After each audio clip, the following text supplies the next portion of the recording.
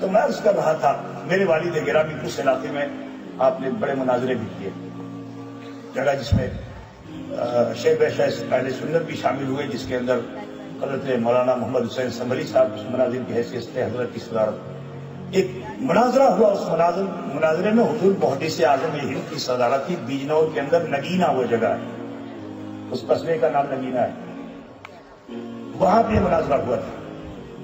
اس میں حضور یہ سن 61 کی بات بتا رہا ہوں، حضور محدث اعظم ہند کے وصال سے 6 مہینے پہلے کا یہ مناظرہ ہے۔ اس میں حضور والد گرامی رحمت اللہ علیہ کی پہلی تقریر ہونی تھی، ان ظالموں نے تار لگا دیا تھا کرسی میں، ریوالونگ چیئر تھی لوہے کی، اس میں تار لگا دیا تھا، یہ کہا کہ مصطفیٰ اشرف بیٹھیں گے جل جائیں، لیکن تم نبی کے غیب کی بات کرتے ہو۔ اللہ، ولی بھی جانتا ہے راز کو۔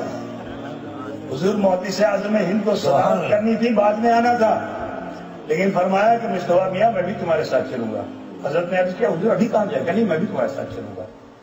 تو حضرت کے ساتھ حضور محدث اعظم ہند بھی گئے۔ اب جو گئے تو کون کرسی پہ بیٹھے گا؟ جو سب سے زیادہ محترم معظم ہوگا نا وہی بیٹھے گا۔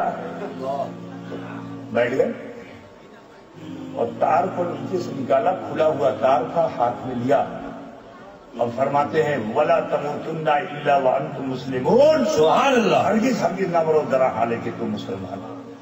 ایسے میں پورا خطاب کیا، مجمع سناٹے میں جلال کی کیفیت میں آپ نے تار کو سامنے پھینکا، ایک نوجوان وہی مر گیا، کسی کی ہمت نہیں کہ بولے۔ حضرت 2.5 گھنٹے تک خطاب فرماتے رہے، اور یہ ابھی حضرت نے فرمایا نا گوشت گوشت گوشت، فاتحہ نیاز گوشت، ہی غوث پاک کے فاتحے پر ہی وہ مناظرہ تھا وہاں پہ، جی سرکار غوث پاک کے فاتحے پر ہی مناظرہ تھا، اسی پہ علماء کی بحث تھی، اٹھایا پھینک دیا، مر گیا۔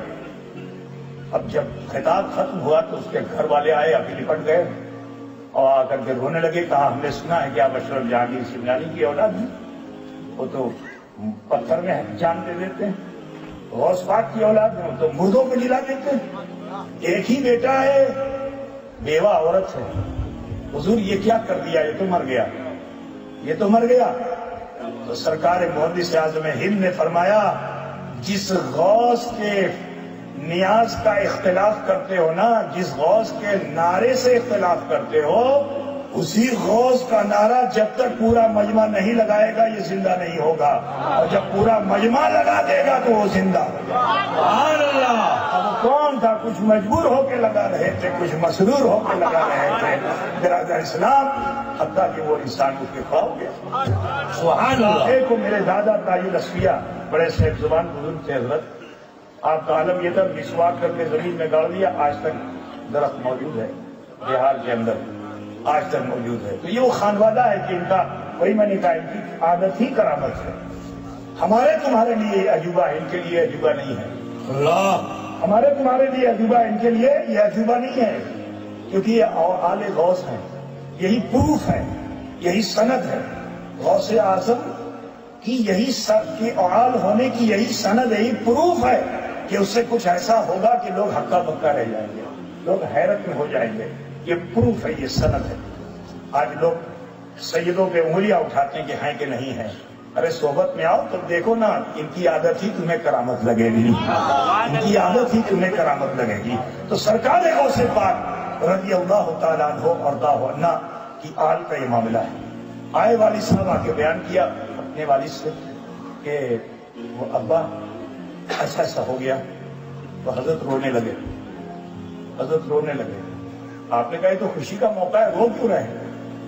کہا بیٹا اس راز کو تم ابھی نہیں سمجھو گے، کہا اس راز کو تم ابھی نہیں سمجھو گے۔ ہم لوگ آل غوث ہیں، مرتے مرتے غوث پاک کے بچپن کی اس کرامت کو جب تک ہم دوہرا نہیں لیتے ہم مرتے نہیں ہیں، ہم مرتے نہیں۔